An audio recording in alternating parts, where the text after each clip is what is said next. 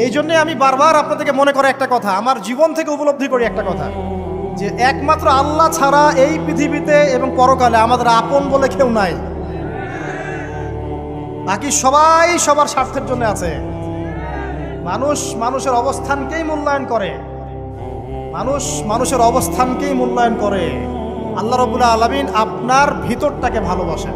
দেখেন, আপনি যখন নামাজ পড়েন নাই, আল্লাহ পাক কিন্তু আপনাকে ধ্বংস করে দেন নাই। আল্লাহ পরম করুণাময় আপনাকে হেদায়েত দিয়ে নামাজি বানিয়ে দিয়েছেন। জীবনে অনেক পাপ করেছেন, ইনস্ট্যান্ট আল্লাহ পাক শাস্তি দিতে পারতেন, আল্লাহ পাক দেন নাই। আল্লাহ আপনাকে ভালোবাসেন, আল্লাহ আমাকে ভালোবাসেন। আল্লাহ পাকের এই ভালোবাসার ঋণটা শোধ করার জন্য হলেও নামাজি হয়ে যান, আল্লাহর পথে ফিরে আসেন, দিনের জন্য কিছু করেন, দিনের ফিকির করেন, পড়াশোনা করেন। প্রিয় ভাইরা, আল্লাহ পাক তৌফিক দান করুন। দেখুন, এই রিবা থেকে দূরে থাকার জন্য একটা হাদিস যথেষ্ট, যে 4 শ্রেণীর মানুষকে আল্লাহ রাসূল সাল্লাল্লাহু